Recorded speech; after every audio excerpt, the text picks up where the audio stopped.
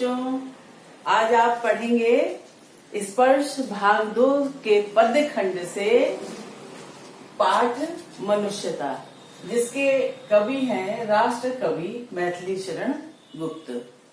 बच्चों, तुमने पद्य साहित्य में जो काल पढ़े हैं, पद्य साहित्य का इतिहास पढ़ा, उसमें पहला काल था आदिकाल, दूसरा भक्ति काल, तीसरा रीति काल और चौथा आधुनिक काल। तो आधुनिक काल के कवियों में मैथिली शरण गुप्त जी का स्थान सर्वोपरि है।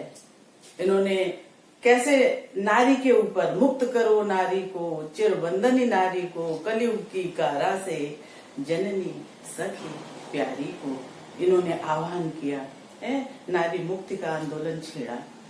ऐसे कवि बच्चों, साहित्य जो होता है सबका हित करने वाला होता है ना। साहित्य का मतलब क्या है?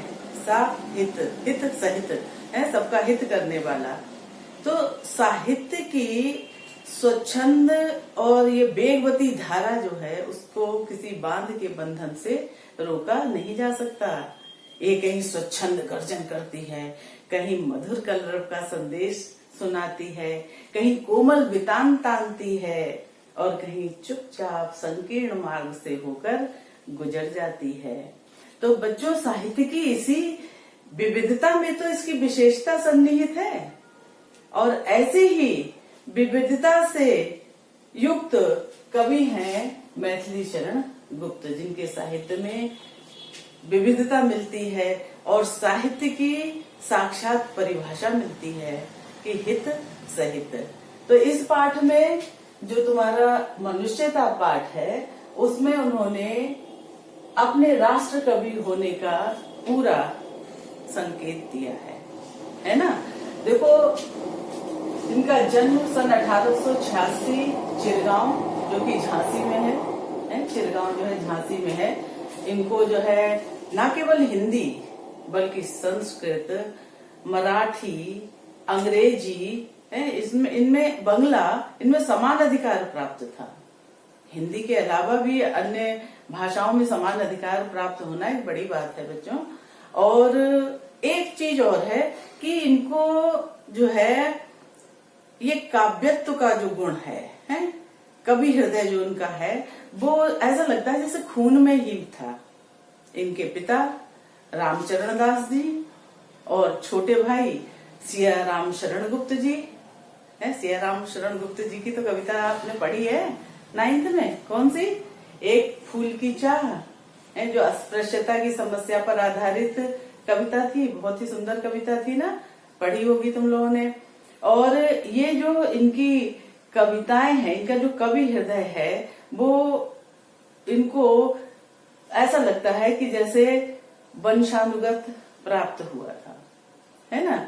इन्होंने अपनी कविताओं के माध्यम से उस चीज को साबित कर दिया कि साहित्य क्या होता है। साहित्य जो होता है वो हित सहित होता है। तो मनुष्य को ये मनुष्यता की परिभाषा बता रहे हैं। वास्तव में मनुष्य है क्या है, इनके बारे में जानने के लिए सबसे पहले देखो, ये आधुनिक काल के कवि हैं, है ना, और राम भक्त कवि हैं।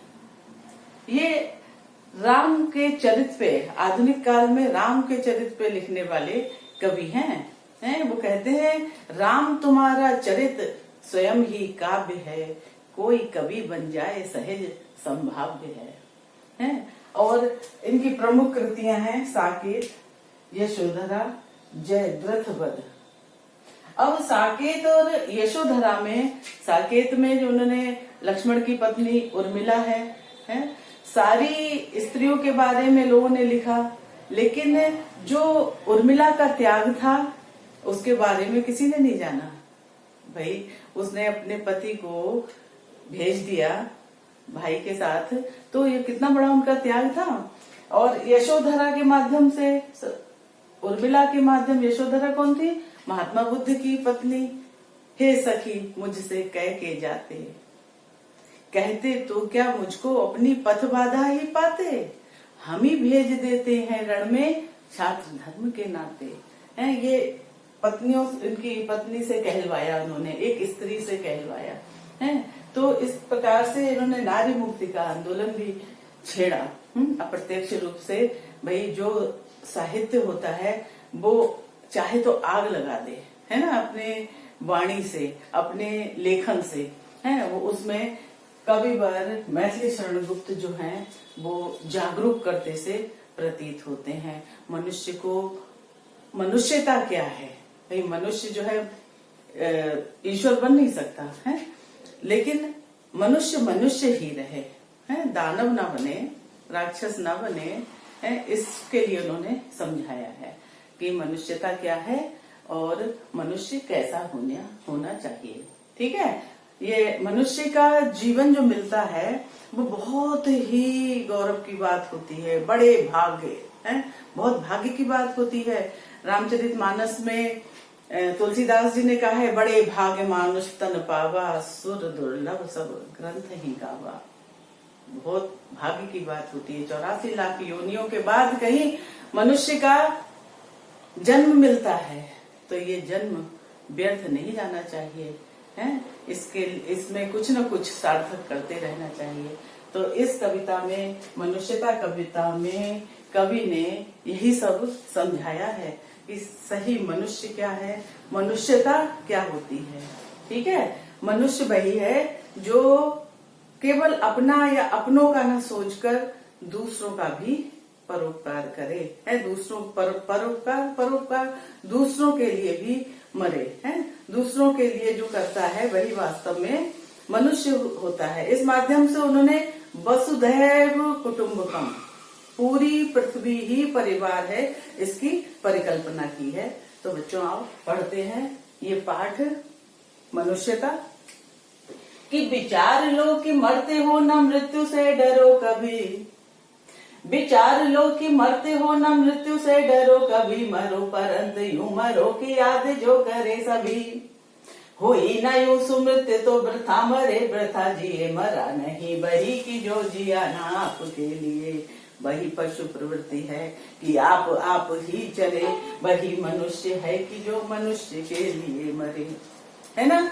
विचार लो कि मरते हो, ये खूब अच्छी तरह से सोच लो, विचार कर लो कि तुम मरणशील हो, मरते हो, मरणशील हो, मृत्यु अवश्यंभावी है। विचार लो कि मरते हो न मृत्यु से डरो कभी, इसलिए कभी भी मृत्यु से नहीं डरो। किससे कह रहे हैं? मनुष्य से कह रहे हैं, क्योंकि मृत्यु सबसे बड़ा सच है, मृत्यु अवश्यंभावी है। एक दिन आए हैं सो जाएंगे, राजा रंग फकीर, सबको मरना है। तो कह रहे हैं इसको अच्छी तरह से जान लो कि मरते हो, तुम मरणशील हो, तो मृत्यु से क्यों डरो, है ना। मृत्यु से डरो, कभी कभी भी मृत्यु से मत डरो, क्योंकि मनुष्य जो है एक मरणशील प्राणी है। मरना तो है, सबको मरना है, मृत्यु आती है, तो मरो परंतु यूं मरो कि याद जो करे सभी। कह रहे मृत्यु तो होनी ही है, तो ऐसे क्यों ना मरो कि जो सब लोग याद करें। वो कैसी मृत्यु है? वो है मृत्यु सुमृत्यु। और सु उपसर्ग जहाँ लग जाता है अच्छे में लगता है ना, सुमृत्यु मतलब अच्छी मृत्यु। कैसी वो मृत्यु होती है? अच्छी मृत्यु कैसे होती है? जब दूसरों के लिए, दूसरों की जान बचाने के लिए, देश हित के लिए, जो अपनी जान दे देते हैं। देखो अपने सैनिकों ने कितनों ने देश की रक्षा के लिए अपनी जान दे दी, वो सुमृत्यु कहलाएगी। कम से कम देश के काम तो आया शरीर, देश के काम तो हुआ जीवन, काम तो आया जीवन, है ना। मृत्यु तो अवश्यंभावी है, अभी नहीं तो तब मरना तो है ही। तो कह रहे हैं विचार लो कि मरते हो न मृत्यु से डरो कभी, मरो परंतु यूं मरो की याद जो करे सभी। हुई न यूं सुमृत्यु तो वृथा मरे वृथा जिए।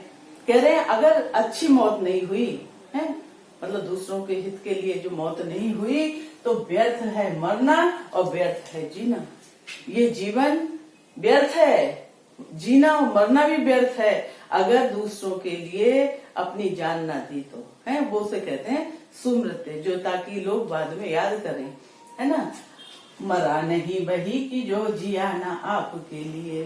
कह रहे वास्तव में वो मरता नहीं है, वो व्यक्ति मरता नहीं है जो आपके लिए नहीं जिया, मतलब अपनी जान दे दी, जिसने आपके लिए जान दे दी, दूसरों के लिए अपनी जान दे दी, वो वास्तव में मरा नहीं, वो अमर हो जाता है।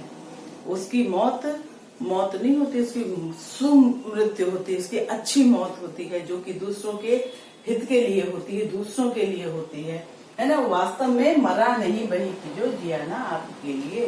जो दूसरों के लिए मर जाता है वो वास्तव में मरा नहीं। वही पशु प्रवृत्ति है कि आप ही चरे, वही मनुष्य है कि जो मनुष्य के लिए मरे। ये तो पशु प्रवृत्ति है कि जो अपना अपना ही खाते पीते हैं, आप ही चले, अपना खाना, अपना सोना, अपना लेटना, अपना बैठना, सब अपना अपना सोचना है। ये तो पशु प्रवृत्ति होती है। मनुष्य की जो चेतना शक्ति है वो ज्यादा है, पशु से ज्यादा है। तो दूसरों के उपकार के लिए क्यों ना जिए, है ना। ऐसे तो पशु भी जी लेते हैं। तो वही मनुष्य है कि जो मनुष्य के लिए मरे। वास्तव में मनुष्य वही है जो दूसरों के लिए जीतता और दूसरों के लिए मरता है। वही मनुष्य है कि जो मनुष्य के लिए, वास्तव में मनुष्यता यही है ना। मनुष्य वही है जो दूसरों के लिए मरता है। अयम निजः परो वेति गणना लघु चेतसाम उदार चरिता नाम तु वसुधैव कुटुम्बकम। ये मेरा है, वो तेरा है, ऐसा तुच्छ बुद्धि वाले लोग कहते हैं। उदार चरित्र वालों के लिए तो ये वसुधा ही कुटुम्ब है, पूरा संसार ही परिवार है। इस प्रकार की भावना इस कविता में बता रहे हैं कवि। और ये उनकी तत्सम प्रधान शब्दावली वाली आधुनिक खड़ी बोली है भाषा उनकी। और देखो कितनी अच्छी शब्दावली है इसको, और कितने अच्छे विचार हैं। इसको पढ़ना घर पे है। धन्यवाद।